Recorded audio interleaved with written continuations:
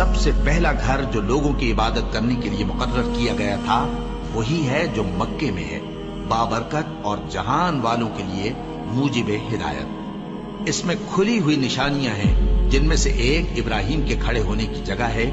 جو شخص اس مبارک گھر میں داخل ہوا اس نے امن پا لیا، اور لوگوں پر اللہ کا حق یعنی فرض ہے کہ جو اس گھر تک جانے کا مقدور رکھے وہ اس کا حج کرے، اور جو اس حکم کی تعمیل نہ کرے گا تو اللہ بھی اہل عالم سے بے نیاز ہے۔ اور جب ہم نے خانہ کعبہ کو لوگوں کے لیے جمع ہونے اور امن پانے کی جگہ مقرر کیا اور حکم دیا کہ جس مقام پر ابراہیم کھڑے ہوتے تھے اس کو نماز کی جگہ بنا لو، اور ابراہیم اور اسماعیل کو حکم بھیجا کہ طواف کرنے والوں اور اعتکاف کرنے والوں اور رکوع کرنے والوں اور سجدہ کرنے والوں کے لیے میرے گھر کو پاک صاف رکھا کرو۔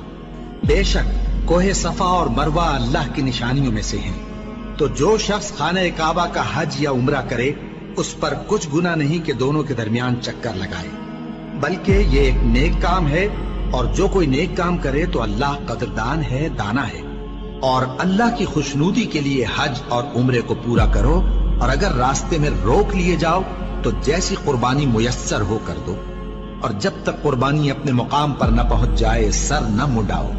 اور اگر کوئی تم میں بیمار ہو یا اس کے سر میں کسی طرح کی تکلیف ہو تو اگر وہ سر منڈا لے تو اس کے بدلے روزے رکھے یا صدقہ دے یا قربانی کرے۔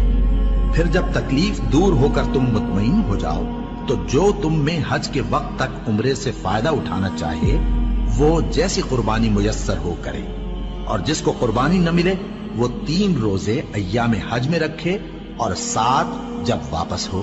یہ پورے 10 ہوئے۔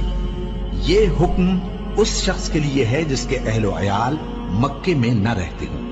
اور اللہ سے ڈرتے رہو اور جان رکھو کہ اللہ سخت عذاب دینے والا ہے۔ حج کے مہینے معین ہیں جو معلوم ہیں، تو جو شخص ان مہینوں میں حج کی نیت کر لے تو حج کے دنوں میں نہ عورتوں سے اختلاط کرے، نہ کوئی برا کام کرے اور نہ کسی سے جھگڑے۔ اور جو نیک کام تم کرو گے وہ اللہ کو معلوم ہو جائے گا۔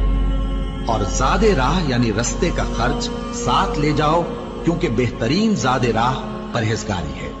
اور اے اہل عقل مجھی سے ڈرتے رہو، اس کا تمہیں کچھ گناہ نہیں کہ حج کے دنوں میں بذریعہ تجارت اپنے پروردگار سے روزی طلب کرو۔ اور جب عرفات سے واپس ہونے لگو تو مشعر حرام یعنی مزدلفہ میں اللہ کا ذکر کرو، اور اس طرح ذکر کرو جس طرح اس نے تم کو سکھایا، اور اس سے پیشتر تم لوگ ان طریقوں سے محض ناواقف تھے۔